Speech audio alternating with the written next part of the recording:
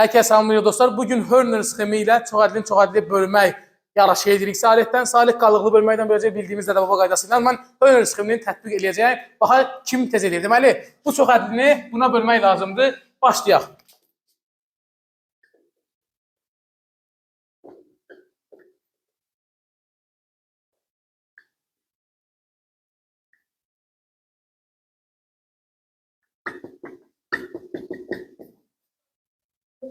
Yaz.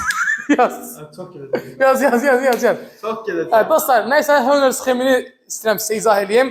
İlk öncə Hörner sxemində x minus a şəklində olmalıdır bölmə əməli. Əgər əmsalında tutaq ki, bx minus a-dırsa əgər b-ni mötərizə xaricə çıxartmaq lazımdır. Tutaq ki, x minus a şəklində verilibsə, burada bunu sıfıra tamamlayan ədəd tapırıq. M bərabər olur neçəyə? 2. Demək 2 olsa əgər bu sıfıra bölünəcək. 2-ni gətirib yazırıq burada. Sonra bunların əmsallarını köçürürük. X kubun əmsalı 1. X-kvarın əmsalı 1, mənfi 5, x-in əmsalı mənfi 5 və sərbəst sətdə mənfi 2.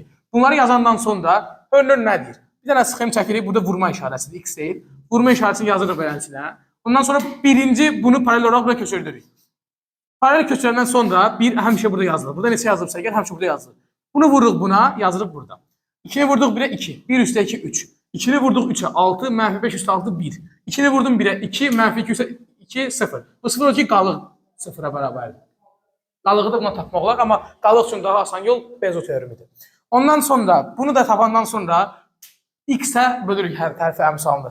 X-ə böləndən sonra neçə qaldı? X kvadratı, 1 bunun əmsalıdır. X kvadratı, üstünə gəlinsin 3x, üstünə gəlinsin 1. Elə bilin ki, hər tərəfi x-ə bölündü də, x-i çıxardandan sonra kub yox kvadrat şəklində başlayırıq yazmağa. X kvadratı plus 3x plus 1. Deməli, bu çox ədədini 2 plus 2 bölsə əgər x kvadratı plus 3x plus 1-i alarıq və qalıqda qalmaz.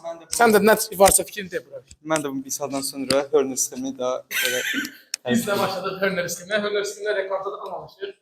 10% işlənmiş qurtardı misalı.